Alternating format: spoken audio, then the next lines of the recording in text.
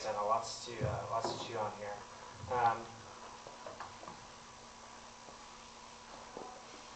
There are, I think, not surprisingly, many points of agreement I think we would have. Obviously, consent is something that we all value enormously highly. I do wonder, yeah, obviously consent is something that we all value enormously highly. I think one of the questions that I have is, it seems like sex positivity and its supposition that desires do not need to be changed, and that what matters most is a sort of individual acceptance or an individualistic understanding of what's appropriate for oneself, such that no one else in the world can determine for oneself what appropriate sexual desires are. You said at one point desires can be healthily challenged or changed, and I wonder what sort of standard is included in there in that healthily. It seems like there is a lot that has been snuck in, where we have this sort of understanding of healthy sexual desire, at least healthy human development with respect to sexual desire, that allows us to preclude certain sort of things, namely homophobia or potentially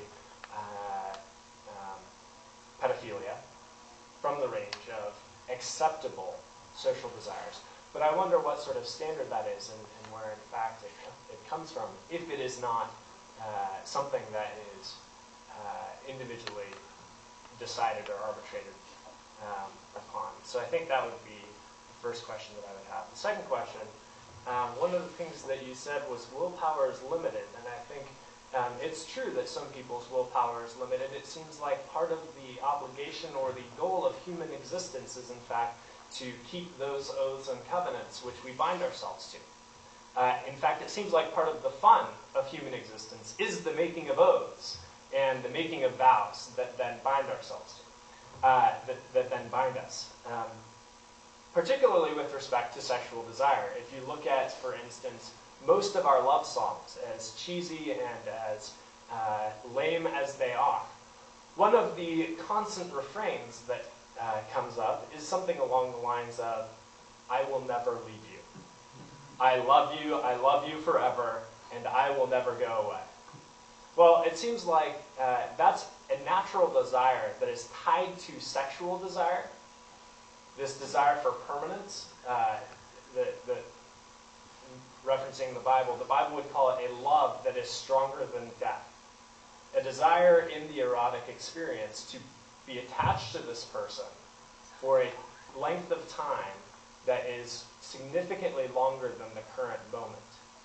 And in fact, biologically, the bonding, the oxytocin and whatnot, in fact, creates a unique bond with the person that you have sexual desire and sexual contact with. And it seems like part of the uniqueness of sexuality and the uniqueness of limits around sexuality with respect to the oaths that are often attached to it is that we simply take people at their word when they say things like, "I never want to leave you," in that erotic desire.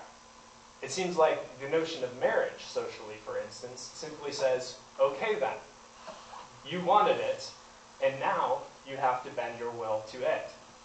That's not that doesn't seem to be a repressive understanding. If anything, that seems to be an ennobling understanding, where we view humans as the sort of people who make covenants with each other and then keep their covenants. In fact, the whole risk and fun of love seems to be the possibility of breaking oaths.